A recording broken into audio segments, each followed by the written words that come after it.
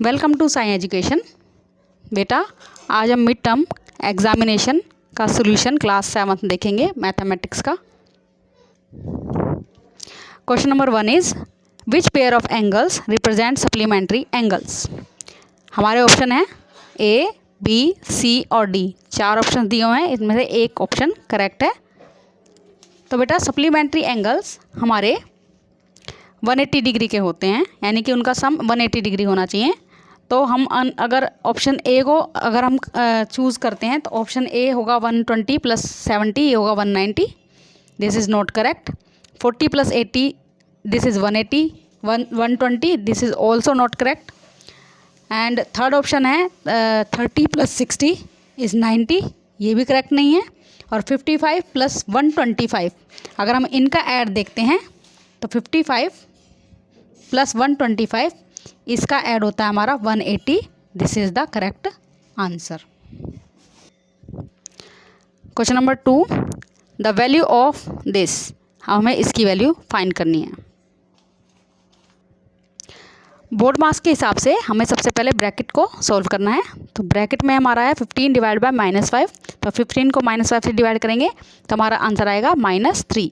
Then 15 को divide करेंगे -3 से तो हमारा आंसर आएगा -5। This is the correct answer. तो option C is the correct answer. Question number 3, if area of a triangle is 24 centimeter square and the base is 8 centimeter, then its height is।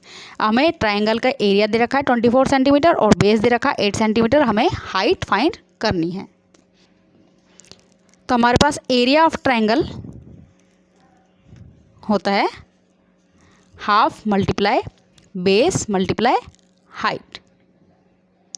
तो हमारे पास area है हमारा 24 is equals to half multiply base हमें दे रखा 8 और height हमारे पास पता नहीं हमें, तो हम इसको यहीं सॉल्व करेंगे।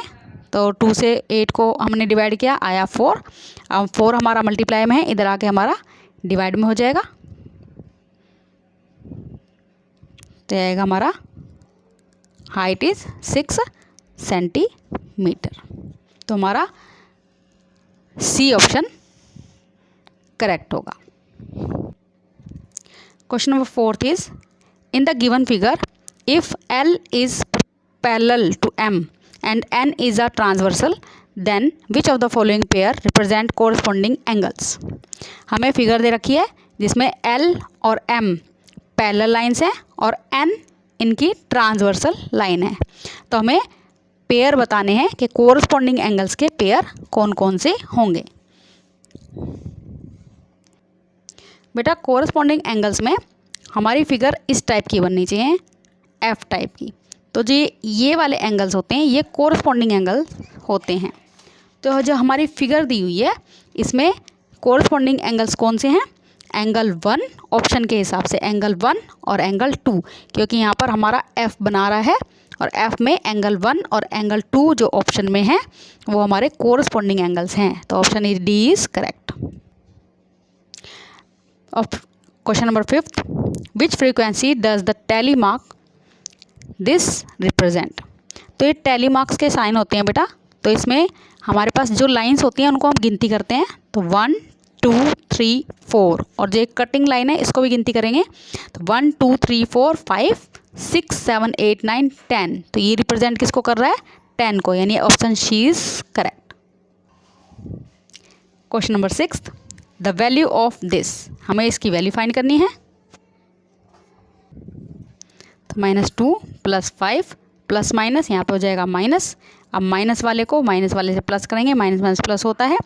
तो 5 माइनस माइनस प्लस 6 और 2 8, माइनस का 8 क्योंकि बड़े के आगे माइनस का साइन था इसलिए हमारा -8 आया। अब प्लस माइनस यहाँ पे माइनस कर देंगे, प्लस माइनस माइनस होता है। 8 में से 5 गया 3, लेकिन बड़े के आगे फिर से माइनस का साइन है तो यहाँ पर -3। तो इसका मतलब हमारा option B is the correct answer of this question. Question number 7, the circumference of a circle with radius 2r is. तो हमें सर्कमफ्रेंस निकालना है एक सर्कल का जिसका रेडियस हमें गिवन है 2r। तो बेटा जो हमारा सर्कल होता है तो सरकमफ्रांस जो होता है ऑफ अ सर्कल हमारा होता है 2 पाई आर। ये फॉर्मूला होता है सरकमफ्रांस ऑफ अ सर्कल का 2 पाई आर। तो 2 पाई आर में हमें आर गिवन है, आर हमें गिवन है, आर की वैल्यू 2r क्वेश्चन के हिसाब से। तो हम इसमें पुट करेंगे आर की वैल्यू, तो 2 मल्टीप्लाई पाई मल्टीप्लाई आर की वैल्यू है 2r। तो हम इसको मल्टीप्लाई करेंगे, 2 2 जा 4, देन पाई देन r। तो this is the correct answer and option B हमारा इस क्वेश्चन का आंसर होगा। Question number 8, area of triangle A B C is not equal to. Question में बोला है कि एरिया बताओ ए बी सी का जो इक्वल ना हो, मीन्स ना हो। ठीक है, तो एरिया क्या होता है ट्राइंगल का, half multiply base multiply height. तो अगर हम इसको बेस लें बी सी को, तो हमारा परपेंडिकुलर क्या होगा, हाइट क्या होगी ए क्यू, यानी बी सी और ए क्यू करेक्ट होगा। तो ये आंसर तो ठीक है। और अगर हमारा बेस ए सी है तो हमारा परपेंडिकुलर बी आर होना चाहिए। तो ए सी और बी आर, यानी कि ये वाला भी आंसर ठीक है। अगर हमारा बेस ए बी हुआ तो परपेंडिकुलर पी सी होना चाहिए, यानी कि हमारा ऑप्शन डी भी करेक्ट है। यानी इनकरेक्ट आंसर कौन सा है, बी। तो बी इसका आंसर होगा। Question number 9, in 11th classes of a school the number of students studying are. तो हमारे पास 11 क्लासेस हैं एक स्कूल में जो जिसमें बच्चे पढ़ते हैं। तो इनके बच्चे दे रखे हैं 11 क्लासेस के। What is the frequency of classes having 38 students. तो क्या फ्रीक्वेंसी होगी 38 स्टूडेंट जो जिन जिन क्लास में होंगे। तो 38 कितनी बार आया, 1 2 3। तो ऑप्शन डी इसका ठीक होगा। Question number 10, what is the sum of first 5 negative integers. तो फर्स्ट 5 नेगेटिव इंटीजर्स का सम फाइंड करना है। फर्स्ट 5 नेगेटिव इंटीजर्स, तो -1 plus -2 plus -3 plus -4 plus -5। Bracket को ओपन करेंगे, -1 plus -2 plus -3 plus -4 plus -5। Then हम इनको सबको ऐड कर देंगे क्योंकि सारे माइनस वाले हैं, सबको ऐड करेंगे। 5 और 4 9, 9 and 3 12, 12 और 2 14 and 1 15। लेकिन सबसे बड़े वाले के आगे माइनस का साइन है, इसलिए -15 इज़ द करेक्ट आंसर। तो इसका ऑप्शन होगा, option A is the correct answer of this question. What is the area of a parallelogram whose base is 8 cm and corresponding height is 5 cm। तो बेटा parallelogram का area हमें find करना है। Base हमें दे रखा है 8 cm और हाइट दे रखी है हमें 5 cm। तो एरिया ऑफ अ पैरेललोग्राम होता है बेस मल्टीप्लाई हाइट, यानी कि 8 मल्टीप्लाई 5, 8 5 जा 40। D is the correct answer of this question. Which of the following integer will fix in the box. Box में इनमें से कौन सा इंटीजर फिक्स होगा। तो हमारा आंसर -3 आना चाहिए। तो -1 में क्या प्लस करें कि हमारा आंसर -3 आना चाहिए। तो हम इसको करते हैं, मान लो बेटा कि हम यहाँ पे x को ऐड करते हैं तो हमारा क्या आंसर आना चाहिए। तो हम x को ऐड करते हैं, यहाँ पर हमारा -1 है, इसको हम उधर लेके जाएंगे, -3 इसको इधर लेके गए, +1 क्योंकि यहाँ माइनस का था, इधर जाके प्लस का 1 हो गया। अब यहाँ पे प्लस माइनस माइनस माइनस करेंगे, आएगा 2, बड़े के आगे माइनस का साइन है तो माइनस लगाया, तो x हमारा -2 हो गया। तो correct answer is option C. Section B में क्वेश्चन नंबर 2 से 7 तक है, हम सेक्शन बी स्टार्ट करते हैं। Question number 2, in the given figure if a is equals to 20 degree then find the value of b। a 20 degree दिया हुआ है, b की वैल्यू हमें फाइंड करनी है। ए हमें गिवन है 20 डिग्री, तो हमारे पास यहाँ पर एंगल है 2a, तो हमें फाइंड करना होगा 2a। तो 2a मीन्स 2 मल्टीप्लाई 20 यानी 40 डिग्री। तो ये हमारा एंगल आ गया 40 डिग्री। अगर ये एंगल हमारा 40 डिग्री है तो ये वाला एंगल कितने डिग्री का होगा बेटा, ये हमारी स्ट्रेट लाइन है। स्ट्रेट लाइन पे जितने भी एंगल्स बनते हैं उनका सम 180 डिग्री होता है। तो अगर ये 40 डिग्री है तो ये होगा 180 -40 यानी कि 140 डिग्री। यानी कि 5b हमारा होगा 140 डिग्री। अब हमारे पास b की वैल्यू आ जाएगी यहाँ से 5 मल्टीप्लाई में इधर आके हमारा डिवाइड में हो जाएगा, तो b की वैल्यू आ गई हमारी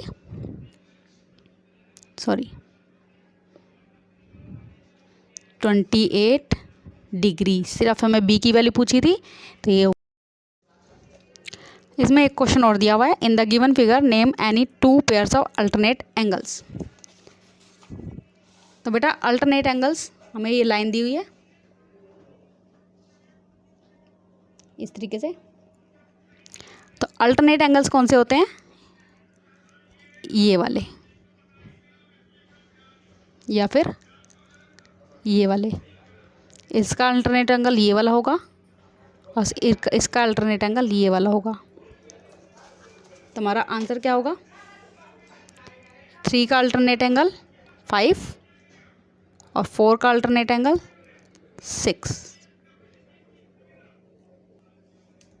question number 3, the area of each small square is 1 square centimetre, find the area of shaded portion. Shaded portion हमें दिया हुआ है, इसका हमें एरिया फाइंड करना है। तो बेटा ध्यान से देखना, ये स्क्वायर है, स्क्वायर का एरिया दिया हुआ है, हर स्मॉल स्क्वायर का एरिया दिया हुआ है 1 सेंटीमीटर स्क्वायर।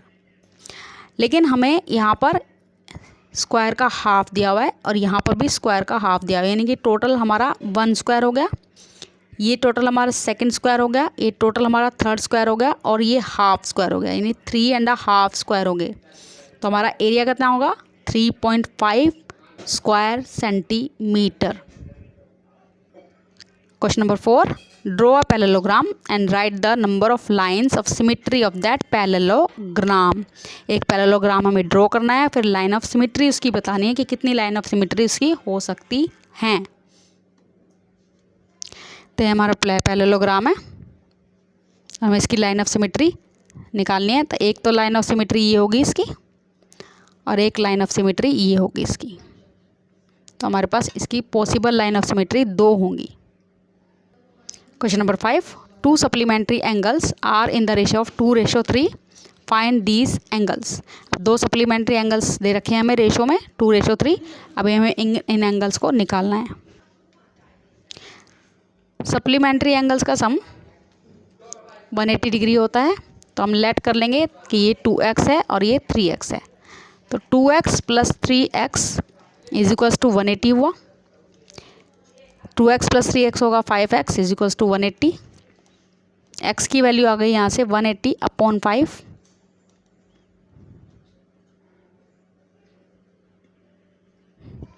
यानी x की वैल्यू आ गई हमारे पास 36।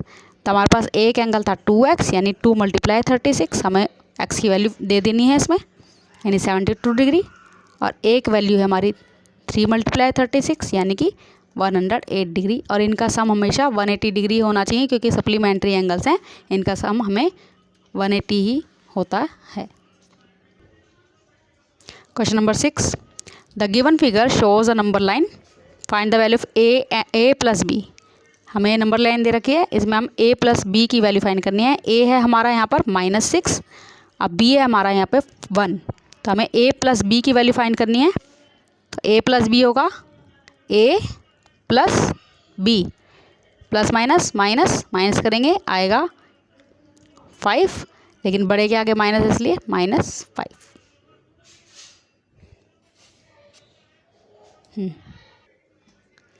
In the following figure, the mirror line या symmetry line is given as a dotted line.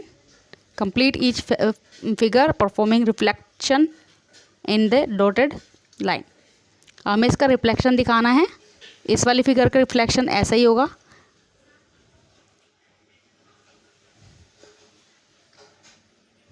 और इस वाली लाइन का, इस वाली फिगर का रिफ्लेक्शन ऐसा ही होगा। तो हमारी फिगर ये कंप्लीट इस तरीके से दिखेगी। सेक्शन सी में हमारे पास तीन क्वेश्चन है, 8, 9 और 10। Question number 8, Varun divides a circular disc of radius 7 centimetre into 2 equal parts. Varun के पास एक सर्कुलर डिस्क है जिसको उसने 2 इक्वल पार्ट्स में डिवाइड किया है, जिसकी रेडियस हमें गिवन है 7 centimetre. What is the perimeter of each semi circular shaped disc, और हमें बताना है कि पेरीमीटर हर सेमी सर्कुलर शेप डिस्क का क्या होगा।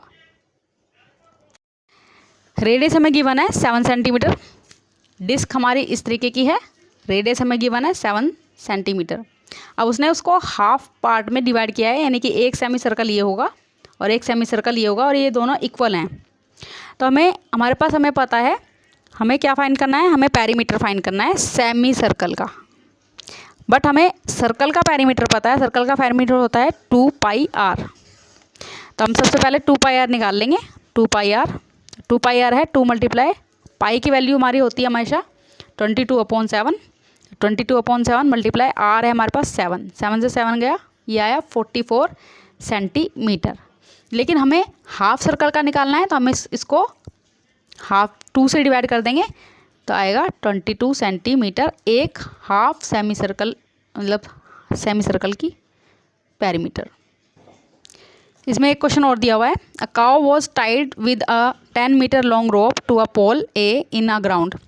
अब एक गाय है, उसको एक खूंटे से बांधा हुआ है, और ये खूंटे से इसकी रस्सी की लंबाई 10 मीटर है। यहाँ पर है गाय। She started to take circular round around the pole. अब वो सर्कुलर राउंड इसमें लगा रही है। Find the distance travel by cow in 10 rounds. अब उसका डिस्टेंस कितना ट्रैवल किया उसने, 10 राउंड्स उसके लगाए हैं, तो उसका डिस्टेंस हमें फाइंड करना है। यानी कि डिस्टेंस का मतलब कि पेरीमीटर फाइंड करना है, डिस्टेंस का मतलब पेरीमीटर फाइंड करना है। बेटा हमें पता है पेरीमीटर ऑफ सर्कल होता है 2 पाई आर। तो हम सबसे पहले 2 पाई आर निकालेंगे। पाई की वैल्यू क्वेश्चन में हमारे पास गिवन है, तो हम यही वैल्यू डालेंगे 3.14। तो 2 मल्टीप्लाई 3.14 मल्टीप्लाई आर हमें गिवन है 10 मीटर, और उसने बोला है कि 10 राउंड लगाए हैं, तो 10 से इसको मल्टीप्लाई कर देंगे। अब हम फाइंड करेंगे मल्टीप्लाई 2 मल्टीप्लाई 3.14 मल्टीप्लाई 10। अब हम यहाँ से पॉइंट हटा देंगे, 2 मल्टीप्लाई 314, नीचे आ गया 100, दो डिजिट के बाद पॉइंट है, तो 2 हमारे पास 0 आ जाएंगे, मल्टीप्लाई 10, 0 से 0 कट, 0 से 0 कट, मल्टीप्लाई कर देंगे, आएगा 628 metre. Question number 9. In the given figure, find the area of parallelogram PQRS if area of triangle TSP is 21 centimetre square. हमें इस PTS या TSP का एरिया हमें गिवन है 21 सेंटीमीटर स्क्वायर, और हमें इस पैरेललोग्राम का एरिया फाइंड करना है। तो एरिया ऑफ ट्राइंगल दे रखा है हमारे पास 21 सेंटीमीटर। एरिया ऑफ ट्राइंगल का फॉर्मूला आता है half multiply base multiply height is equals to 21 centimetre. तो हमारे पास बेस हमें इसका ट्रायंगल का गिवन है 7 सेंटीमीटर। तो हमारे पास बेस है, तो बेस में हम 7 लिख देंगे। h की वैल्यू यहाँ से आ जाएगी, 2 यहाँ पर डिवाइड में था, यहाँ पर मल्टीप्लाई में हो जाएगा, और 7 यहाँ मल्टीप्लाई में था, इधर आके डिवाइड में हो जाएगा। 7 3 जा 21, h की वैल्यू जाएगी 3 2 जा 6 सेंटीमीटर। अब हमें पैरेललोग्राम PQRS का एरिया फाइंड करना है। तो पैरेललोग्राम का एरिया होता है हाइट मल्टीप्लाई बेस, यानी कि हाइट हमारी 6 और बेस है हमारा टोटल 14। 7 + 7 ये बेस है हमारा, ये है 14, और हाइट अभी हमने निकाली है 6, तो 14 × 6।